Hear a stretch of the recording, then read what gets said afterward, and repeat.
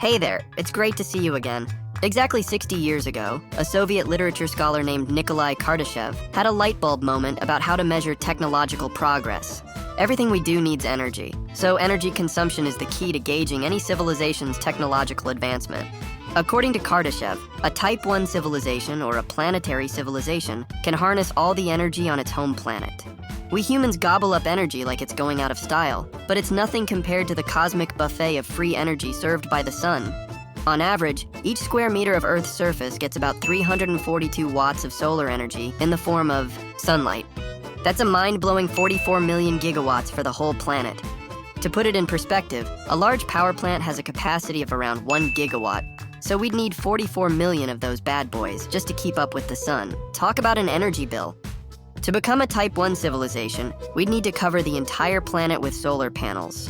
But even then, it's still a drop in the cosmic bucket. Earth receives only 1 of 200,000 of the sun's total energy output, with the rest just floating wastefully around in space. So, instead of covering Earth with solar panels, a Type 2 civilization, or a stellar civilization, would go all out and build a massive structure around its star, known as a Dyson sphere. And for the ultimate level up, a Type 3 civilization or a galactic civilization would do this with hundreds of billions of stars in its galaxy. On the Kardashev scale, it's pretty obvious that humans are still light years away from hitting this level when we're not even a Type 1 civilization yet. Meanwhile, British cosmologist John Barrow had a different idea.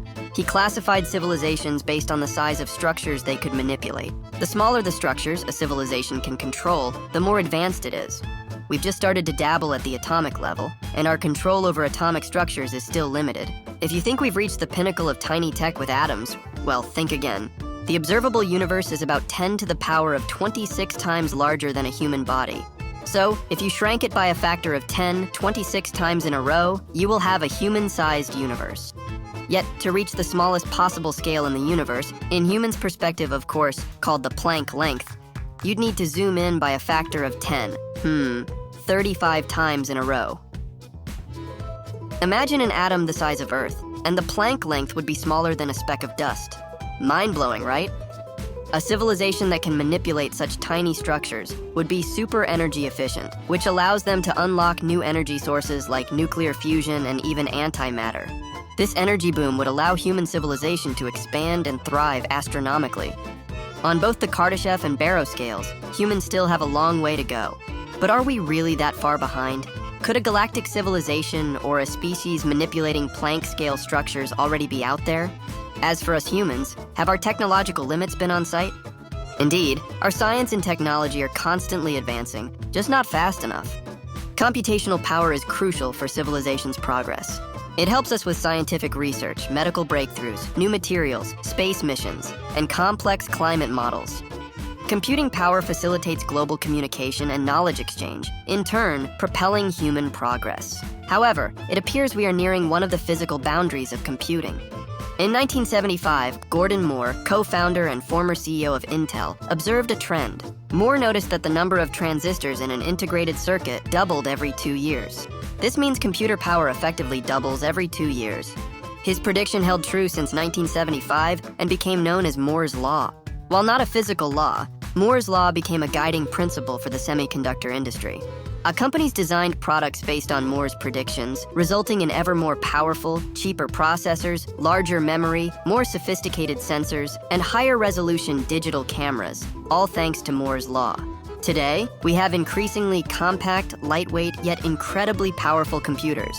For instance, ENIAC, the first real computer, costs around $6.6 million to build, occupies 28 square meters, weighs 27 tons, and consumes 150,000 watts of power. What a beast. But it could only perform about 500 calculations per second.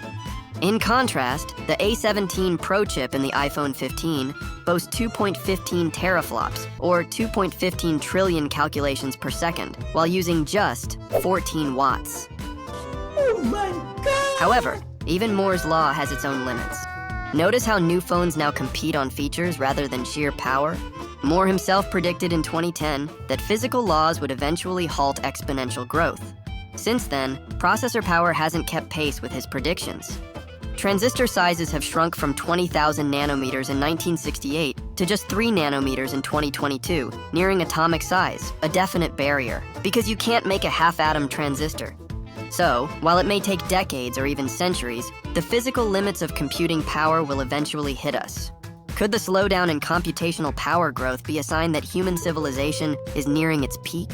Many critical resources for our civilization, like fossil fuels, metals, clean water, rare earth elements, helium, and topsoil, are finite and depleting. Of course, the situation isn't as dire as it seems. New oil and mineral deposits are discovered daily, and our extraction technology is improving. At the current rate, you, and even several future generations, won't have to worry about a resource-depleted world. The problem is, we're consuming resources at an increasingly reckless pace. From 1950 to 2000, humanity used more natural resources than all the previous eras combined. And since everything is finite, it will eventually run out, especially if we aim for exponential growth to become a higher-tier civilization on the 𝐦𝐤𝐤𝐤 scale. Of course, we sure can mine resources from Mars or the Moon, but large-scale interplanetary transport would require rocket technology that is light years ahead of today's. In short, the day we can casually drive to Mars for resources is when a regular worker can vacation easily on the Moon. While private space ventures have been drastically reducing space cargo costs, will it ever be cheap enough for the majority of humans? Leave your thoughts in the comments. But as the saying goes, many hands make light work.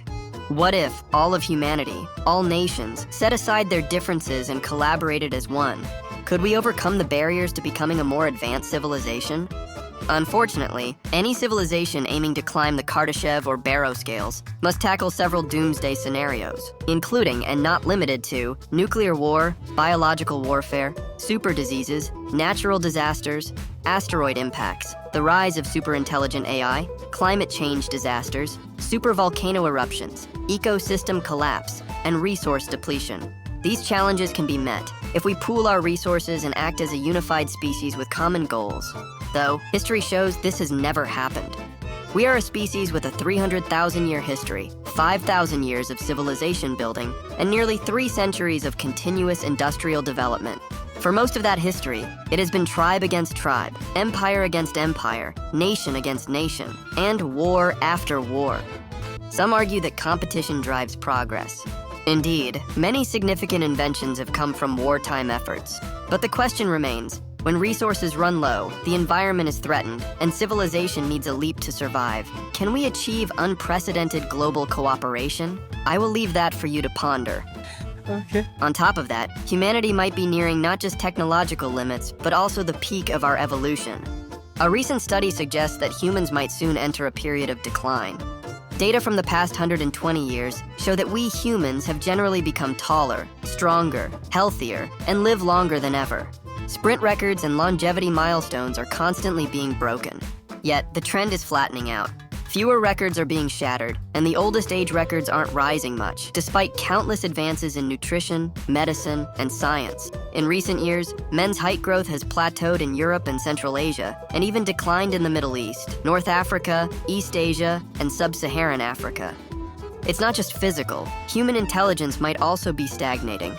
IQ data from 300,000 people in 72 countries from 1948 to 2020 show that global IQ points rose by about 2.4 per decade from 1948 to 1985, but slowed to 1.8 from 1986 to 2020, suggesting our brains are nearing their limits.